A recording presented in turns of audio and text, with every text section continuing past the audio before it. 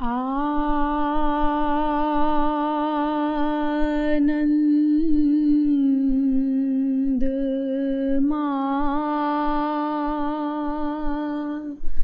नंद कर प्रसन्नम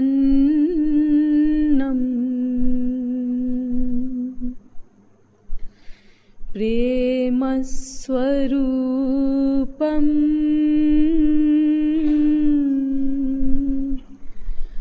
ब्रज भाव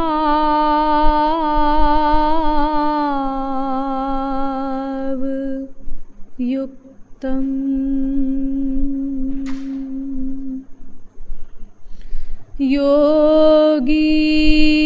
योगीन्द्र मीड्यं भवरोग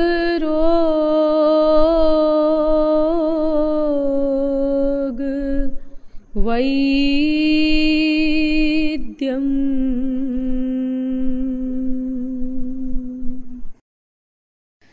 गुरुं कृपालुं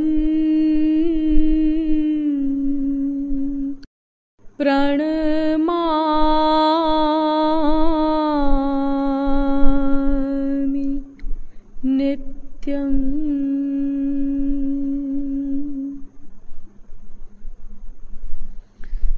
वंशी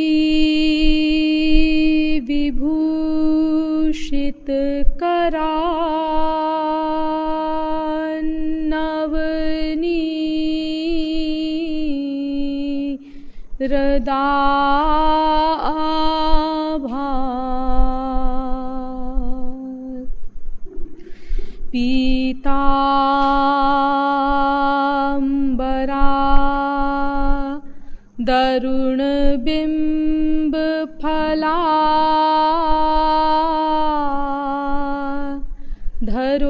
धरोष्ठा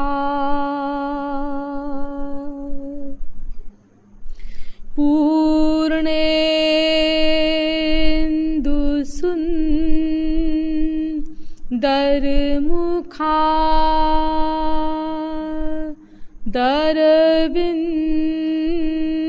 दरविन्द नेत्रा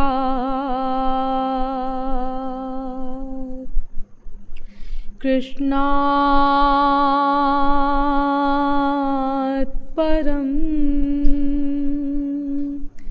किमपि तत्त्वमहं न जाने।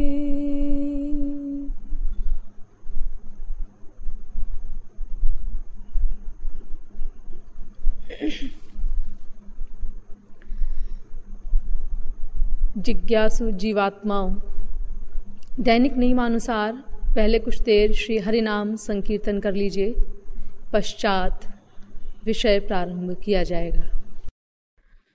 भजो गिरिधर गोविंद गोपाला,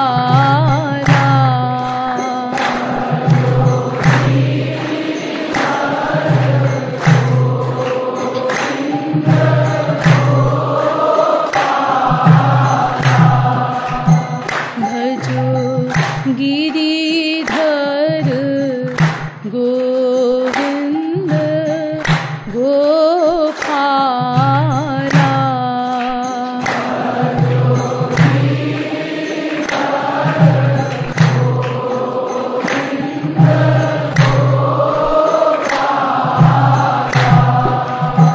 भजो गिरिधर गोविंद गोपाला,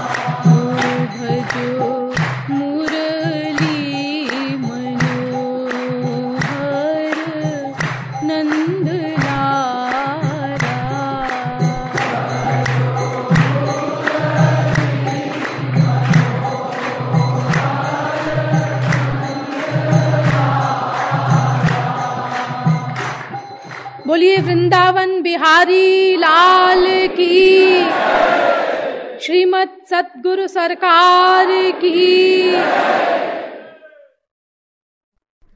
अब आप लोग कृपया सावधान होकर बैठ जाएं। पिछले प्रवचन में आप लोगों को यह बताया गया कि विश्व का प्रत्येक जीव एकमात्र आनंद ही चाहता है, क्योंकि वो आनंद स्वरूप भगवान का अंश है और प्रत्येक अंश बिना किसी के सिखाए पढ़ाए स्वाभाविक रूप से ही एकमात्र अपने अंशी से ही प्यार करता है। अतएव जीव का भी आनंद स्वरूप भगवान का अंश होने के कारण आनंद से नेचुरल प्रेम है। इसीलिए चींटी से लेकर ब्रह्मा तक प्रत्येक जीव जो कुछ करता है वो केवल आनंद प्राप्ति के लिए ही करता है, और ये प्रयत्न निरंतर चल रहा है, क्योंकि हम एक क्षण को भी बिना कर्म किए नहीं रह सकते। और प्रतिक्षण का ये प्रयत्न अनादिकाल से चल रहा है, क्योंकि हमारा कभी प्रारंभ नहीं। जब से भगवान तब से हम।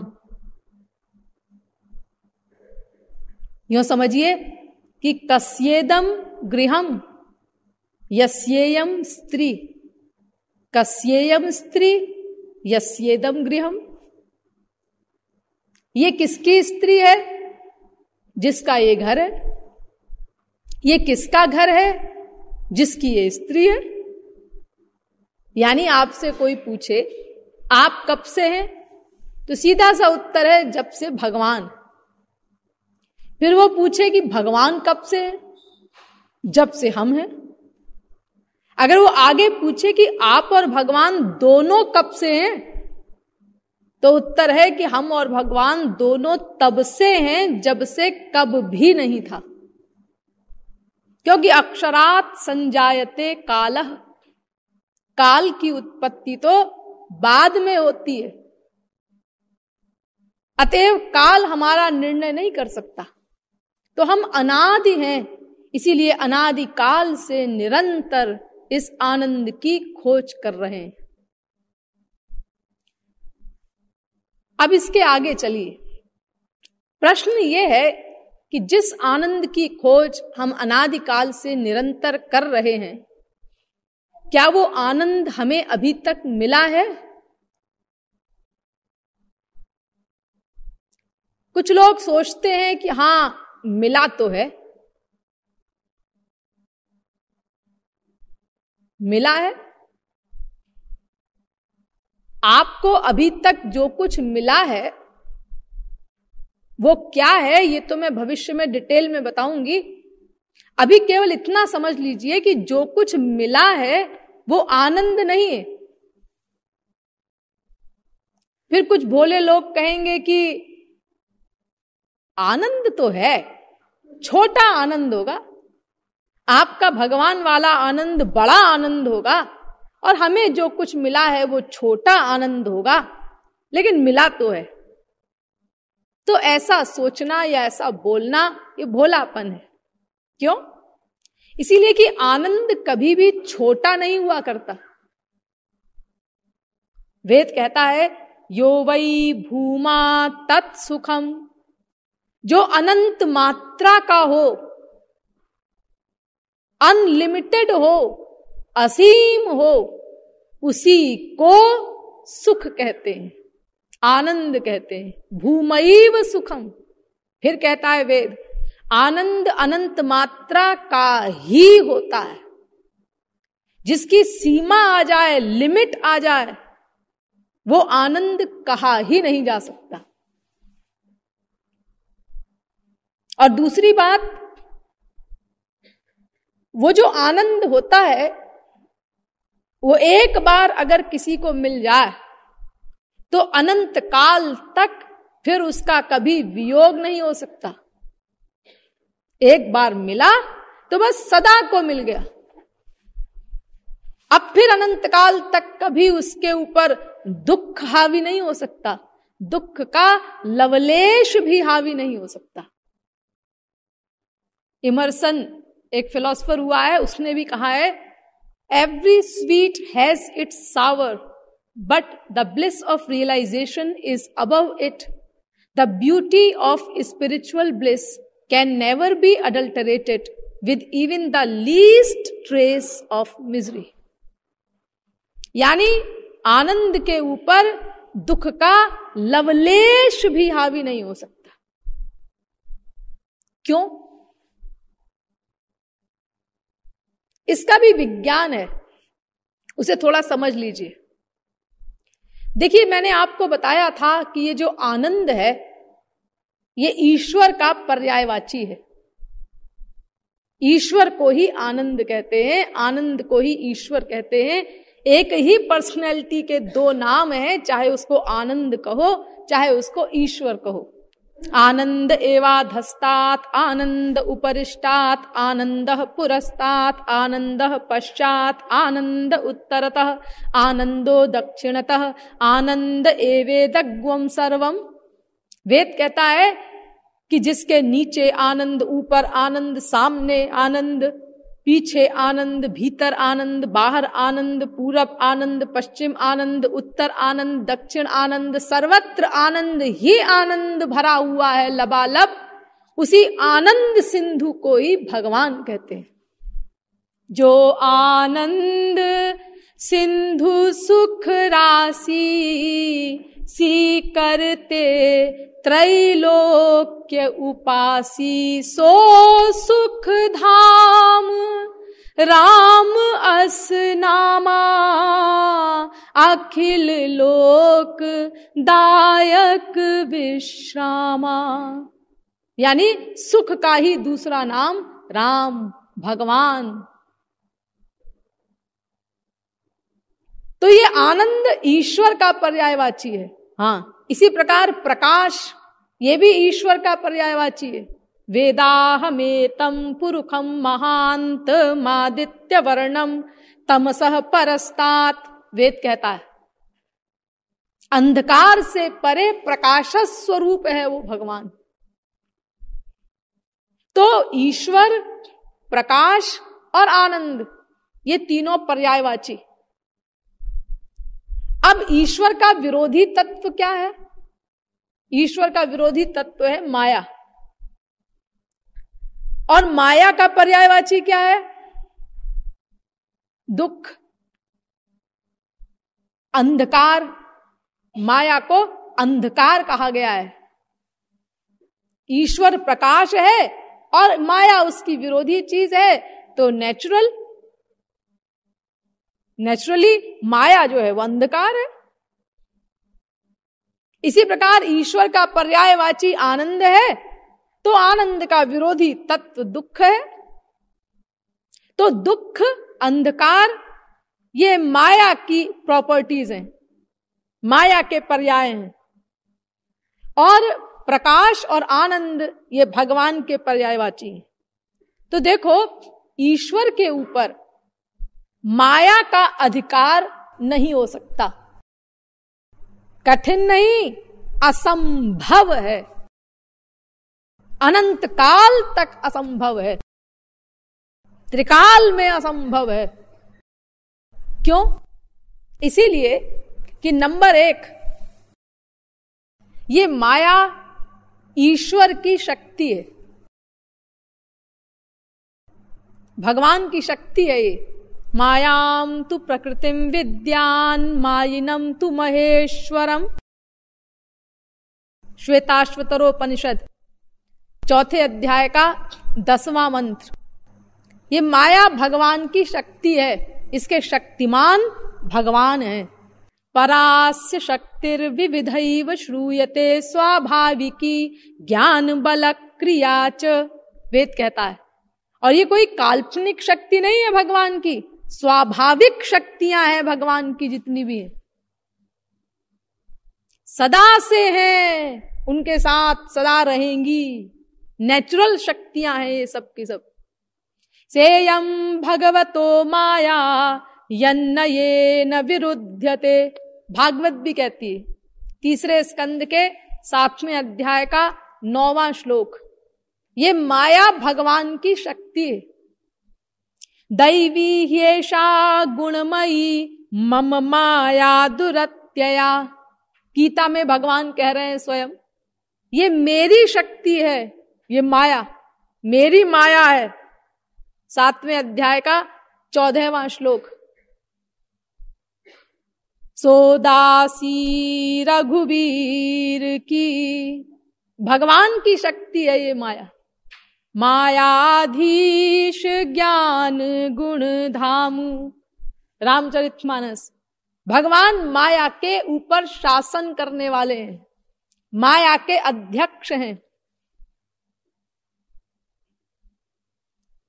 जो माया सब जगह ही नचावा, जासु चरित लखी काहू न पावा। सोई प्रभु भ्रू विलास खग राजा, नाच नटी इव सहित समाजा।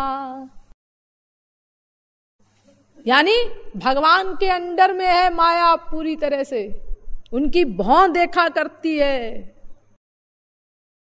ईश्वश्य माया गुण खानी, ये भगवान के वश में है, उनकी शक्ति है ना, शक्ति शक्तिमान के अंडर में होगी।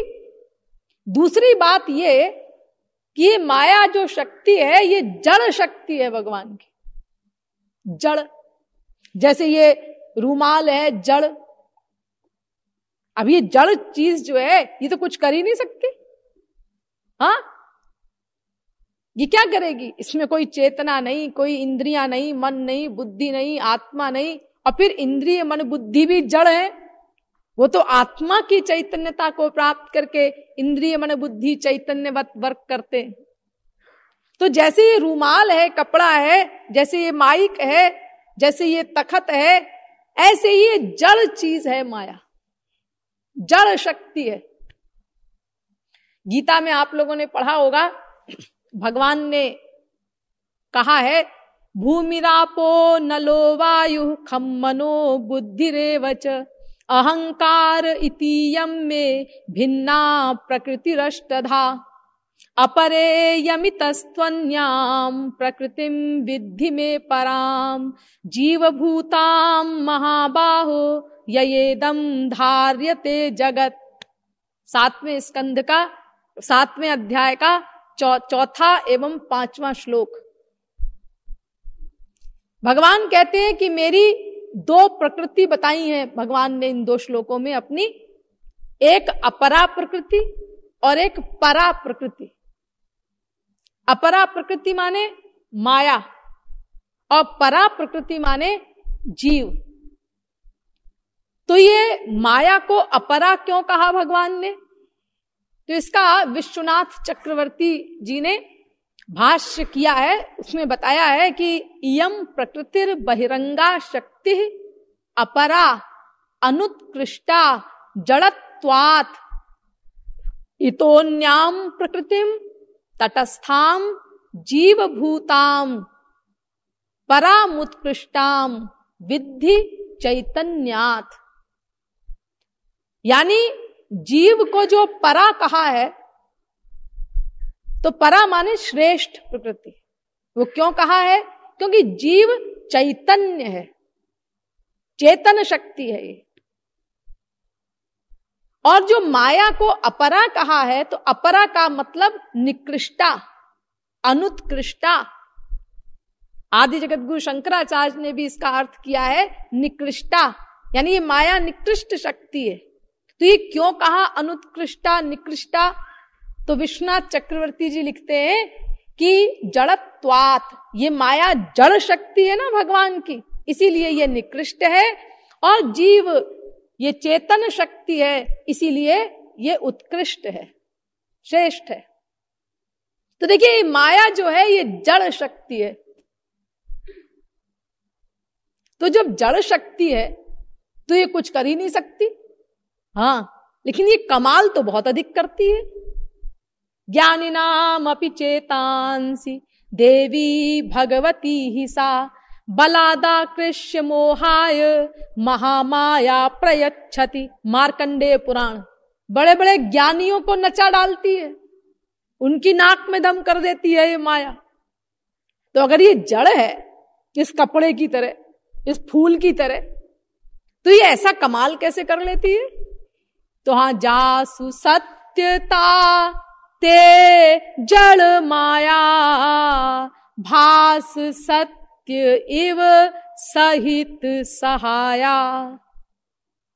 भगवान की शक्ति को पा करके ये माया जड़ होते हुए भी चेतनवत वर्क करती है। चेतन है नहीं, भास सत्य इव, सत्य के समान, चेतन के समान वर्क करती है नहीं। यह समझिए कि जैसे चिमटा होता है ना, रसोई घर में होता है चिमटा, तो उससे बड़े बड़े काम किए जाते हैं।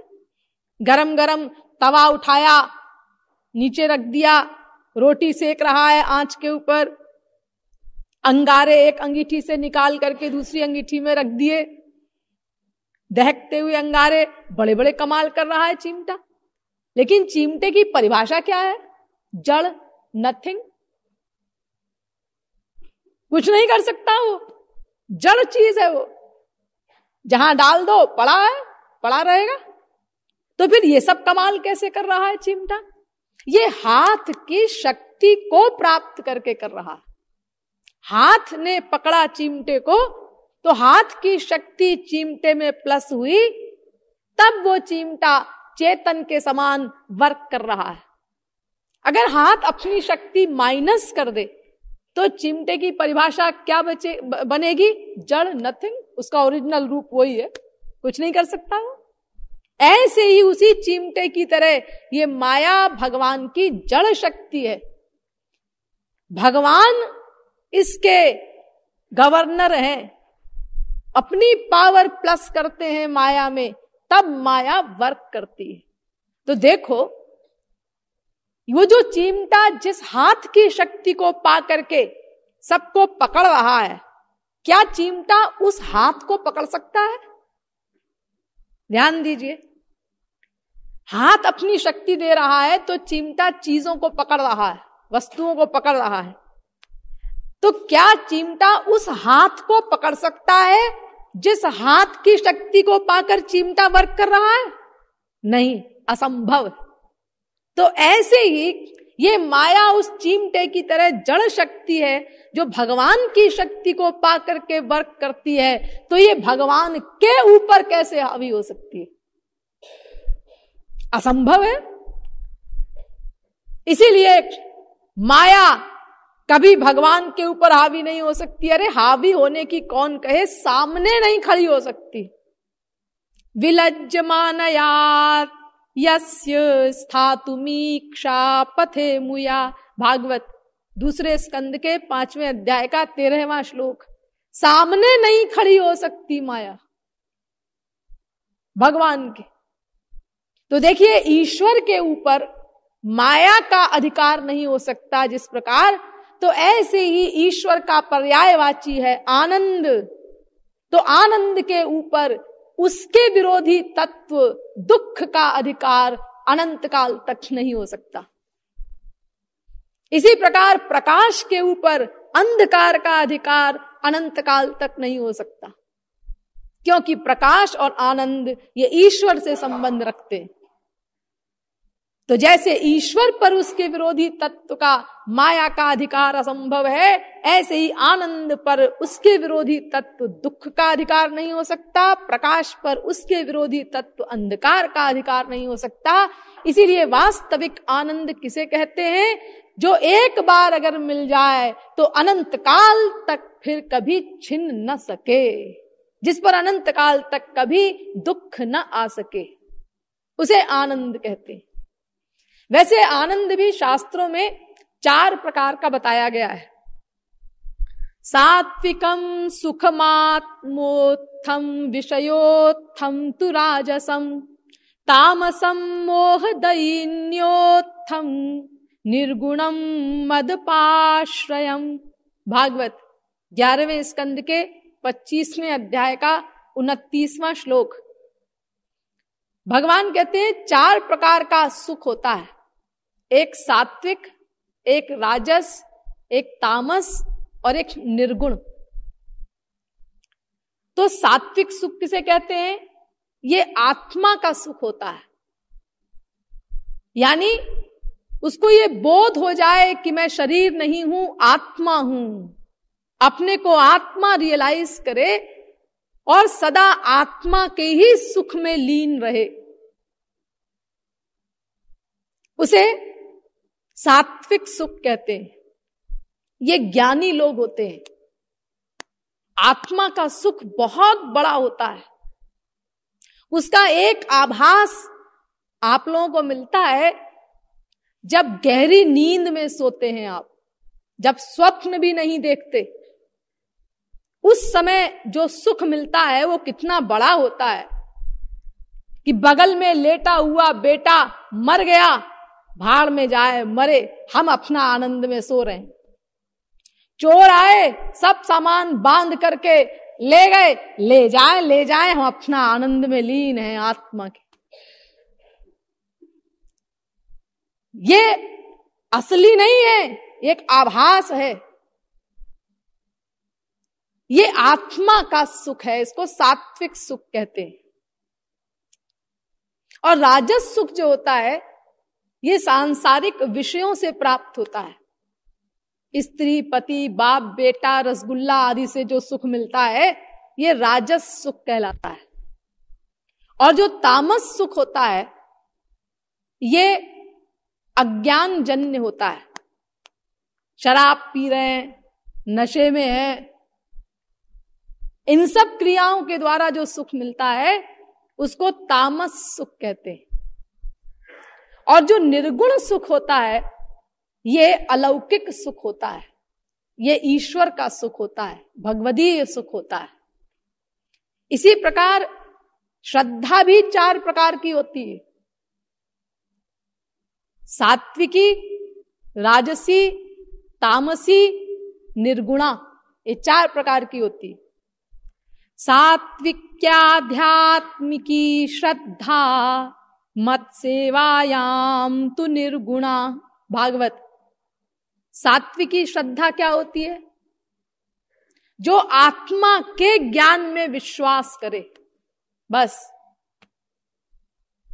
जो आत्मा के ज्ञान में विश्वास करे उसको सात्विकी श्रद्धा कहते हैं, उस श्रद्धा को। और राजसी श्रद्धा क्या होती है? जो वेदों के कर्मकांड में विश्वास करे, वर्णाश्रम धर्म जो है वेदों का, इसमें जो विश्वास करे उसको राजसी श्रद्धा बोलते हैं। और तामसी श्रद्धा क्या होती है? जो अधर्म में विश्वास करे, पाप में विश्वास करे। अजी हम तो बस इसमें विश्वास करते हैं कि यावत जीवेत सुखम जीवेत ऋणम कृत्वा घृतम पिबेत। जब तक जियो सुख से जियो, कर्जा करके भी घी पियो। हाँ, जैसे बने 420 करके किसी भी तरह से दूसरों को लूटो, सामान जमा करो और ऐश करो। ये क्या भगवान की बीमारी पाले हैं आप? इसे कहते हैं तामसी श्रद्धा। और जिसमें भगवान की सेवा का ही संकल्प हो उसको निर्गुणा श्रद्धा बोलते हैं। इसी प्रकार कर्म भी 4 प्रकार का होता है, सात्विक, राजस, तामस और निर्गुण। तो सात्विक कर्म क्या होता है? अपने को आत्मा माने बस। और राजस कर्म अपने को शरीर माने और आत्मा भी माने,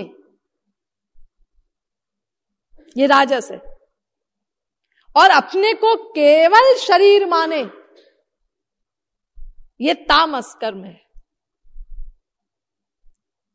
आत्मा आत्मा कुछ नहीं, हम शरीर हैं, बस हो गया। कैसा परलोक, कैसा भगवान, कैसा कर्म का सिद्धांत, सब बकवास है। बस हम शरीर हैं, ये शरीर छूट गया, उसके बाद सब खत्म। इसको तामस कर्म कहते हैं। और जो निर्गुण कर्म होता है, ये भगवान के निमित्त जो कर्म होता है उसको निर्गुण कर्म कहते हैं। ये परम कल्याण करने वाला। तो ये 4 प्रकार का कर्म भी हुआ। इसी प्रकार 4 प्रकार का ज्ञान भी होता है।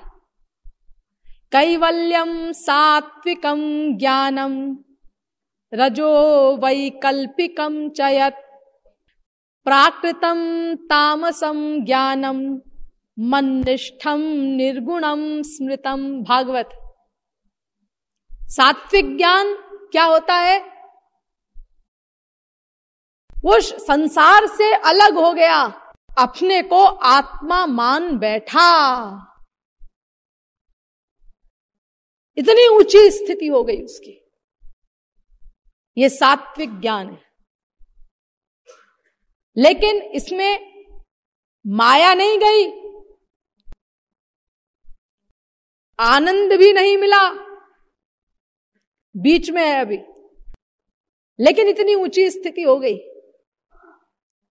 यह सात्विक ज्ञान है। इसका डिटेल आगे आएगा।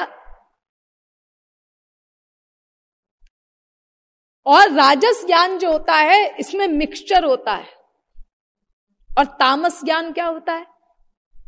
तामस ज्ञान होता है प्राकृत ज्ञान, जगत का ज्ञान, सांसारिक विषयों का। हम 4 सब्जेक्ट में एमए हैं, हमने 6 सब्जेक्ट में पीएचडी की है। ये सब जो ज्ञान है, ये तामस ज्ञान कहलाता है, प्राकृत ज्ञान। और निर्गुण ज्ञान क्या होता है? भगवान का ज्ञान। खैर, आपको तो प्रमुख रूप से इस समय आनंद के बारे में समझना है, सुख के बारे में। मैंने आपको बताया कि 4 प्रकार का सुख होता है, सात्विक, राजस, तामस और निर्गुण। तो इसमें जो सात्विक, राजस, तामस, ये 3 प्रकार के सुख हैं, ये तो प्राकृत हैं, मायिक हैं, स्वल्प हैं, दुख मिश्रित हैं। और जो निर्गुण सुख है, भगवदीय सुख है, यही वास्तविक सुख है, जो अनंत मात्रा का होता है, अनंत काल के लिए होता है। यही अलौकिक सुख है। और देखिए, ये जो सुख है, वास्तविक सुख, इसके 2 विशेषण होते हैं, सत आनंद, चित आनंद।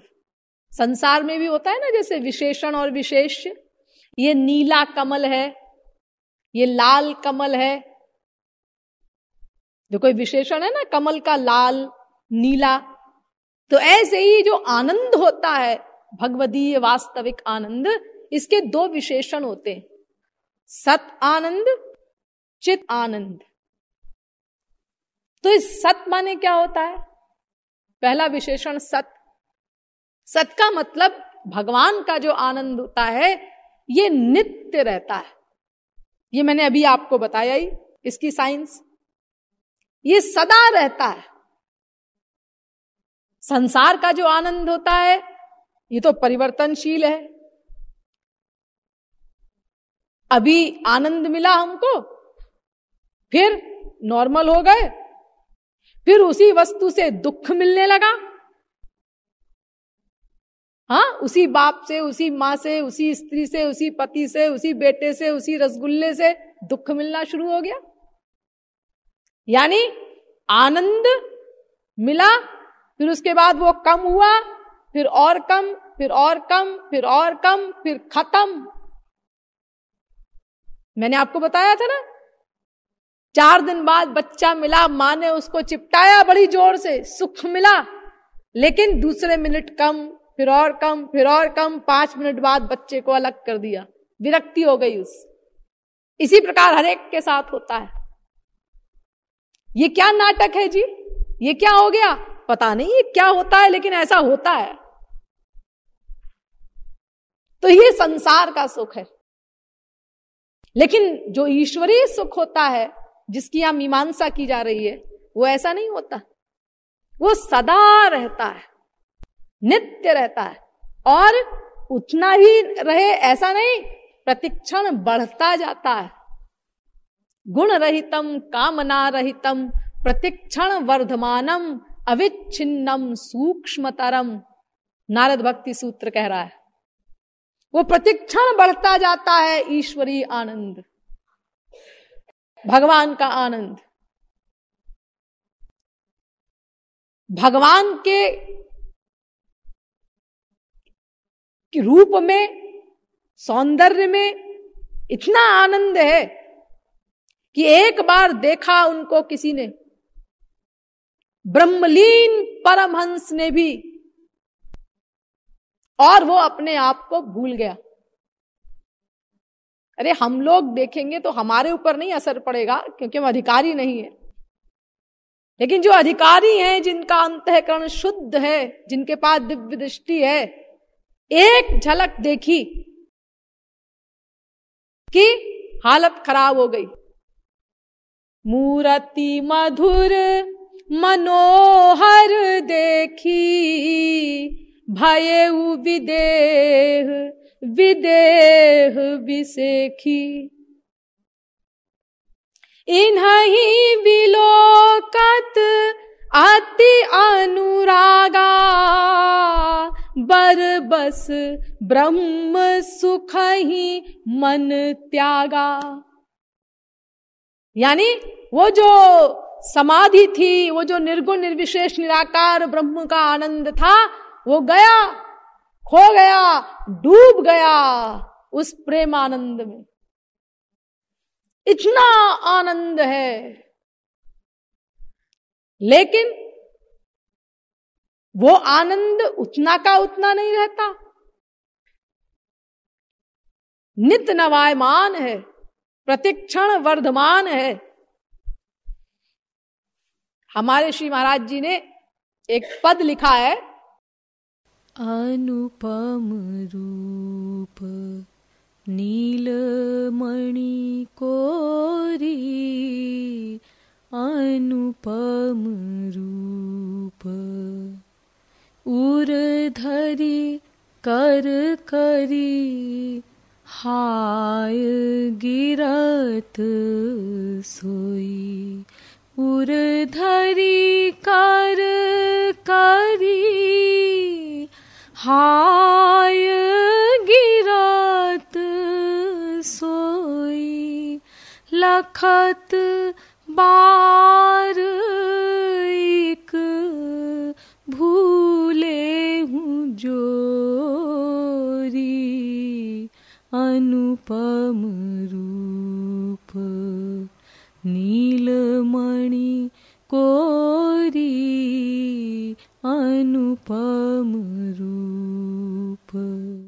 उसका कोई वर्णन नहीं हो सकता, शब्दों में उसको समझाया नहीं जा सकता कि भगवान का आनंद, भगवान का सौंदर्य, उनका माधुर्य, वो प्रेमानंद कैसा होता है।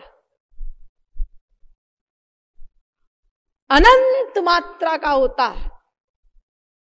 एक बार किसी अधिकारी ने देख लिया तो बस हृदय पर हाथ रखकर हाय कहकर मूर्छित हो जाता है, सहन नहीं कर पाता उस आनंद को, ब्रह्मलीन परमहंस भी।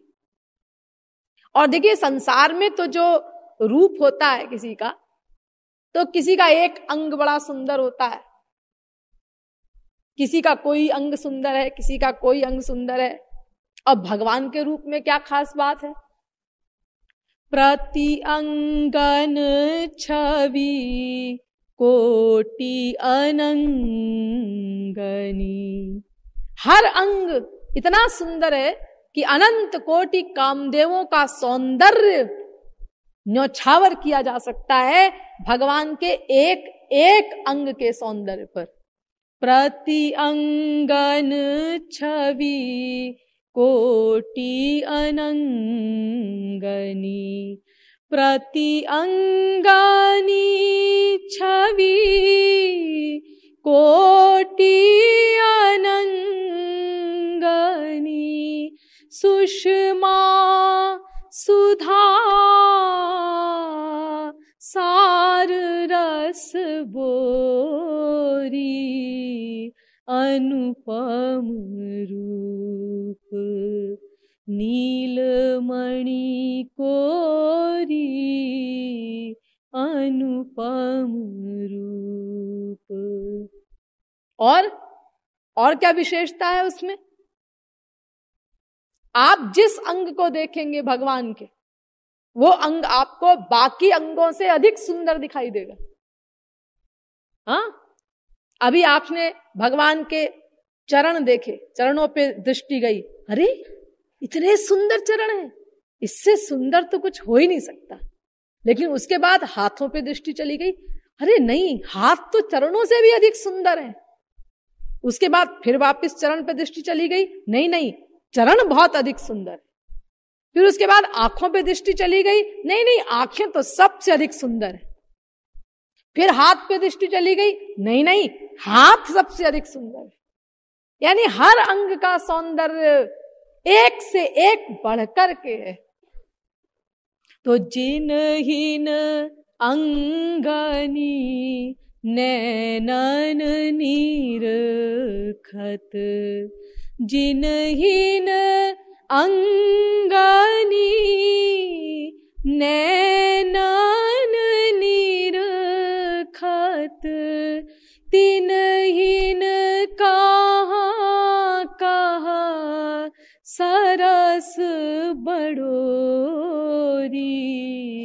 अनुपम रूप।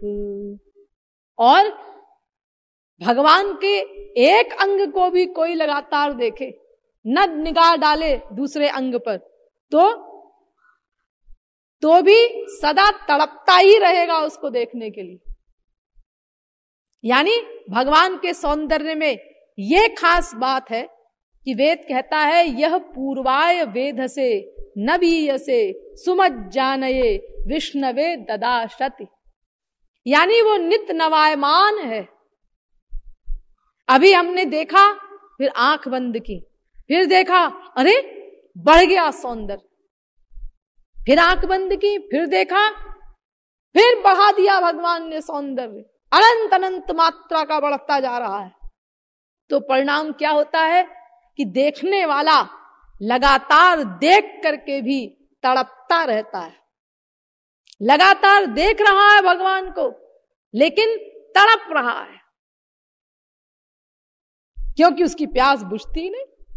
क्योंकि भगवान अपना माधुर्य बढ़ा देते हैं, भक्त का प्रेम बढ़ा, भगवान ने अपना माधुर्य बढ़ा दिया, फिर प्रेम बढ़ा, फिर उन्होंने अपना माधुर्य बढ़ा दिया, सौंदर्य बढ़ा दिया।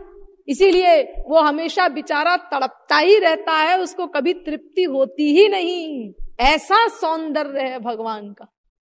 नख शिख लखी सखी आखियन हूते, नख शिख लाखी सखी आखियन हूते, पल पल तल फती देखन कोरी अनुपम रूप, नीलमणि कोरी अनुपम रूप।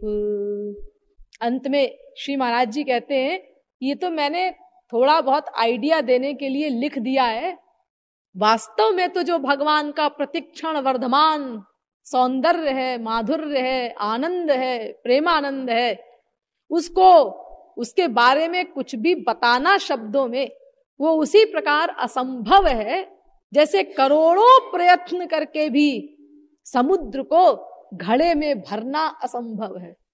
कह कृपालु गागर महासागर। कह कृपालु गागर महासागर, आवना यतन करोर करोरी, अनुपम रूप नीलमणि कोरी, अनुपम रूप। तो देखिए भगवान का जो आनंद है, निर्गुण सुख, वास्तविक सुख, प्रेम आनंद, वो कैसा होता है? वो अनंत मात्रा का होता है, अनंत काल के लिए होता है और प्रतिक्षण वर्धमान होता है।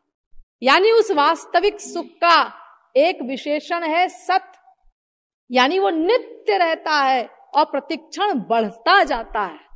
और दूसरा विशेषण उसका क्या है? दूसरा विशेषण है चित आनंद। ये चित विशेषण है। चित माने चेतन, यानी वो आनंद जड़ नहीं है। भगवान का आनंद चेतन होता है। संसार में तो हमें जो आनंद मिलता है स्त्री पति बाप बेटे रसगुल्ले से, ये जड़ होता है। लेकिन जो भगवान का सुख होता है, भगवान का आनंद होता है, ये चेतन होता है। इसीलिए ये आनंद भगवान जीवों को भी दे देते हैं।